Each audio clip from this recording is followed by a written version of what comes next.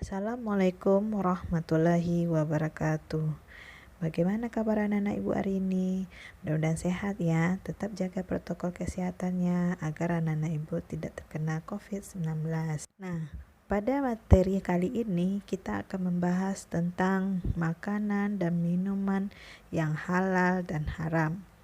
Pertama kita bahas dulu yaitu makanan halal. Apa itu makanan halal?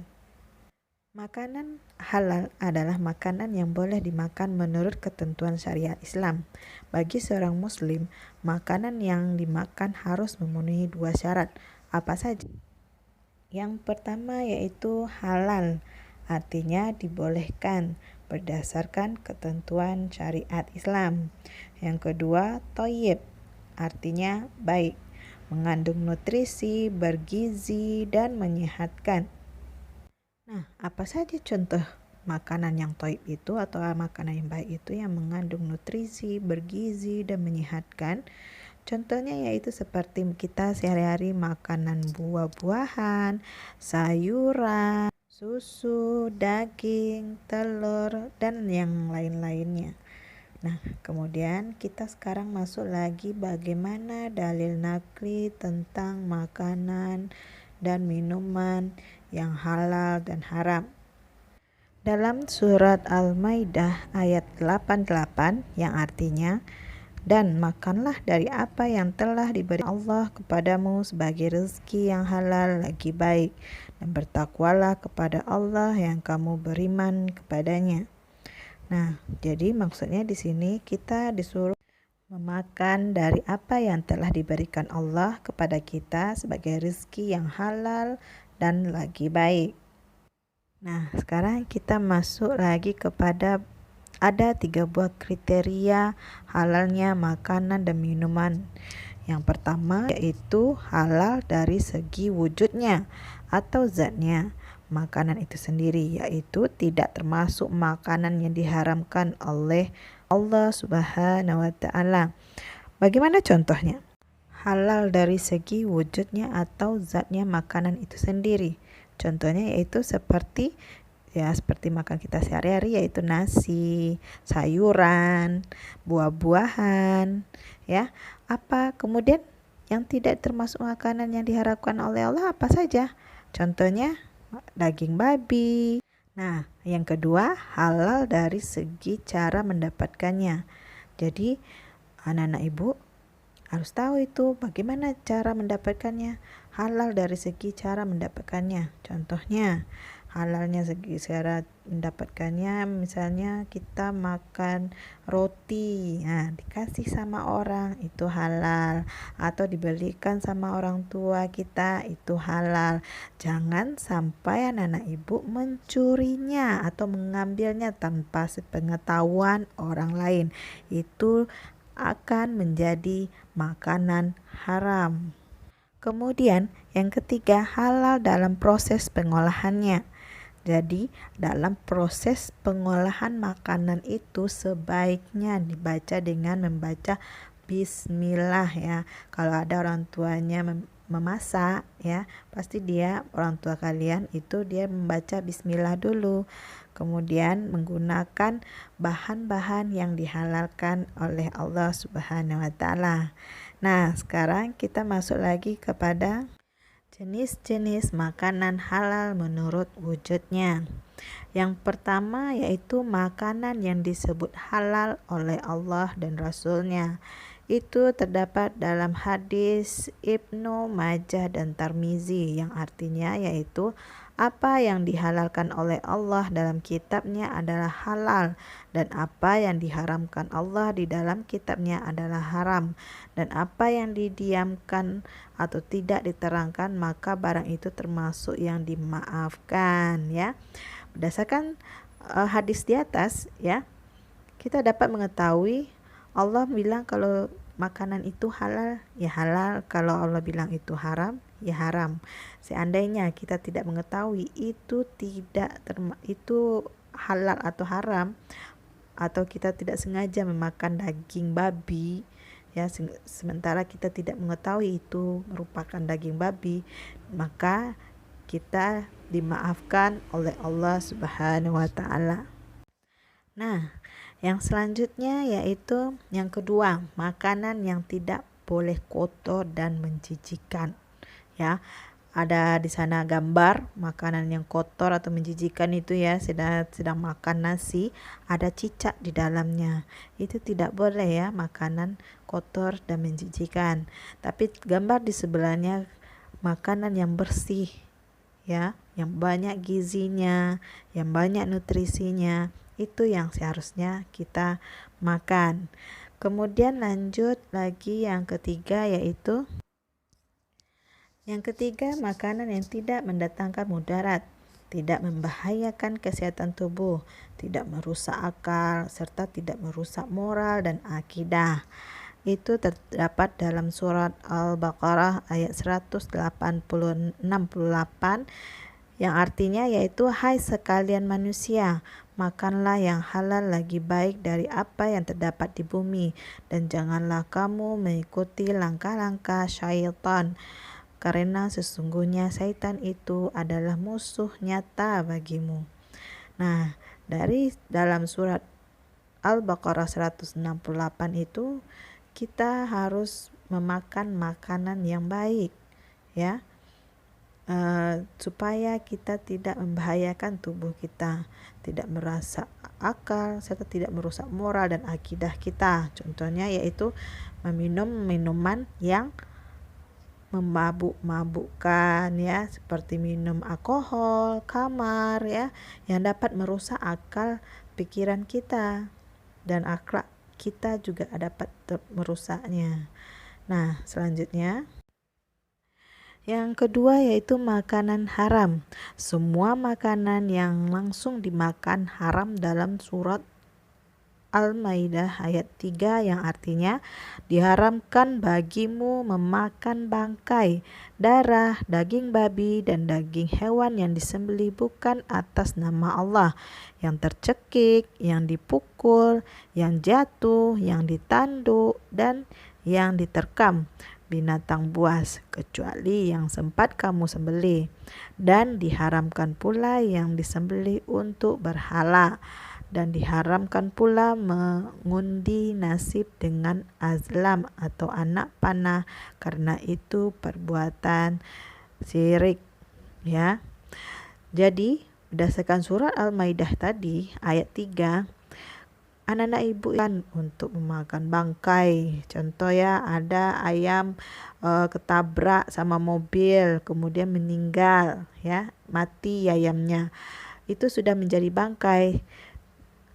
Ya, tidak boleh dimakan lagi karena itu termasuk makanan haram. Kemudian darah itu sangat diharamkan bagi kita untuk dimakan. Kemudian daging babi, daging hewan yang disembelih bukan atas nama Allah. Nah, kalau ada orang menyembelih daging misalnya menyembelih sapi ya, kalau dia tidak mengucapkan atas nama Allah pada saat menyembelihnya, itu dagingnya menjadi haram karena mereka menyembelihnya bukan atas nama Allah. Kemudian ada lagi hewan yang tercekik, misalnya ya, ayam, dia tercekik misalnya, dia kelilit tali kemudian meninggal ya, itu juga menjadi haram hukumnya. Atau yang dipukul, ada yang disengaja orang memukul binatang yang mau dimakan ya, karena dia tak sanggup bersembelih maka dipukulnya. Itu juga makanan yang dapat diharamkan.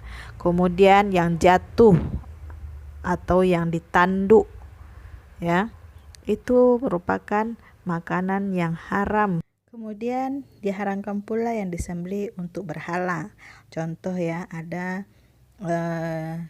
orang untuk menyembah patung berhala, dia menyembelih hewan ayam untuk disembahkan untuk patung berhala itu diharamkan. Nah, kemudian diharamkan pula mengundi nasib dengan azlam atau anak panah, karena itu perbuatan fasik. Maksudnya di sini yaitu kalau anak-anak ibu dia pengen naik kelas ya, Kalau anak ibu mau naik kelas, anak ibu ambil anak panah, kemudian anak ibu lempar. Kalau dia masuk ke titik tengah, oh berarti saya naik kelas ya. Kalau dia meleset dari titik tengah, berarti tidak naik kelas. Itu dilarang ya, itu diharamkan sekali.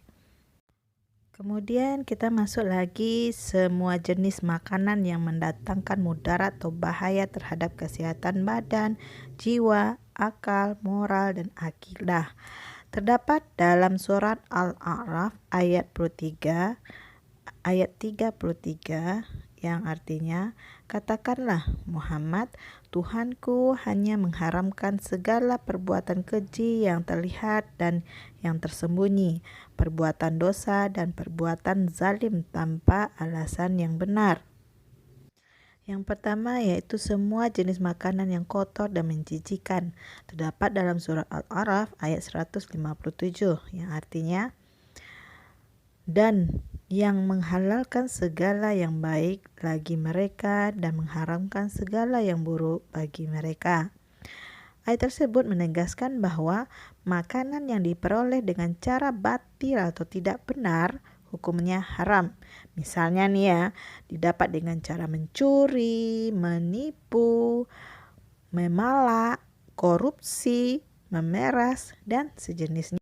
Maka kalau kita mendapatkan suatu makanan dengan cara mencuri, menipu, memalak, ataupun korupsi, itu makanan yang kita makan akan menjadi haram.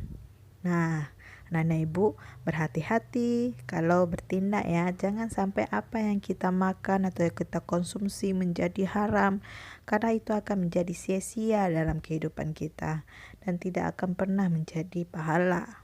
Selanjutnya yaitu tentang minuman halal. Apa itu minuman halal? Jadi, minuman halal adalah minuman yang boleh diminum menurut ketentuan hukum syariat Islam. Semua jenis minuman yang ada di bumi ini pada dasarnya halal hukumnya, kecuali terdapat dalam Al-Quran atau hadis yang menyatakan keharamannya. Jadi, anak-anak ibu berhati-hati juga dalam meminum, ya. Jangan asal minum aja. Jangan lupa membaca bismillah dulu sebelum minum. Oke. Nah, sekarang kita masuk lagi bagaimana jenis-jenis minuman yang halal. Yang pertama yaitu tidak memabukkan. Jadi, kalau minuman yang tidak memabukkan itu dia halal. Jadi, kalau minuman yang memabukkan berarti dia haram. Yang kedua yaitu tidak mendatangkan mudarat bagi manusia, baik dari segi kesehatan, badan, akal, jiwa maupun akidah. Jadi kalau anak-anak ibu meminum minuman yang mendatangkan mudarat bagi manusia, baik dari segi kesehatan, badan, akal, jiwa maupun akidah, itu dinamakan makanan atau minuman yang haram. Kemudian najis ya. Tidak boleh najis, tidak boleh kotor ya. Selanjutnya yang keempat, didapatkan dengan cara yang halal. Nah, maksudnya di sini anak-anak ibu untuk mendapatkan minuman itu harus didapatkan dengan yang halal. Jangan sampai anak-anak ibu dengan cara mencuri, mengambil tanpa seizin orang, itu dinamakan makanan atau minuman yang haram. Karena dia mendapatkannya dengan yang tidak halal. Oke, selanjutnya kita masuk lagi. Kemudian yang keempat, minuman haram. Apa saja? Yang pertama, minuman yang memabuk-mabukkan. Contohnya, minuman alkohol. Ya, dalam hadis Abu Daud yang artinya yaitu dari Ibnu Umar, ia berkata Rasulullah SAW bersabda, setiap sesuatu yang memabukkan adalah khamar dan setiap yang memabukkan adalah haram. Jadi sesuatu yang memabukkan itu termasuk kepada minuman yang haram. Contoh yang pada gambar di samping yaitu minuman yaitu alkohol. Itu merupakan minuman yang haram yang tidak boleh kita minum ya. Nah, selanjutnya yang kedua yaitu 2. Minuman yang berasal dari benda najis atau benda yang terkena najis. Misalnya minuman yang berasal dari air kencing kucing ya. Kalau kita melihat kucing berkencing dia di minuman itu maka minumannya menjadi haram. Kalau seandainya tidak ada, itu berarti minuman halal. Nah, yang ketiga yaitu minuman yang didapatkan dengan cara batil atau tidak halal. Misalnya nih ya, minuman yang didapatkan dengan cara merampok, merampas, atau memeras. Ya, contohnya nih anak-anak ibu, ada temannya beli minuman yang enak. Kemudian anak ibu mengambilnya atau merampasnya dari tangan teman kamu. Itu tidak boleh. Kalau anak-anak ibu meminumnya berarti itu menjadi minuman yang haram ya. Jadi anak-anak ibu tolong jaga hati-hati sikapnya. Jangan sampai anak-anak ibu meminum minuman yang haram karena kita tidak mengetahuinya. Kemudian kita masuk lagi manfaat mengkonsumsi makanan dan minuman yang halal. Apa saja? Yaitu seseorang yang membiasakan diri mengkonsumsi makanan dan minuman yang halal akan memperoleh manfaat sebagai berikut. Yang pertama, mendapat ridho Allah karena telah menaati perintahnya dan memilih jenis makanan dan minuman yang halal. Yang kedua, memiliki akhlakul karimah yang karena setiap makanan dan minuman yang dikonsumsi akan berubah menjadi tenaga yang digunakan untuk beraktivitas dan beribadah.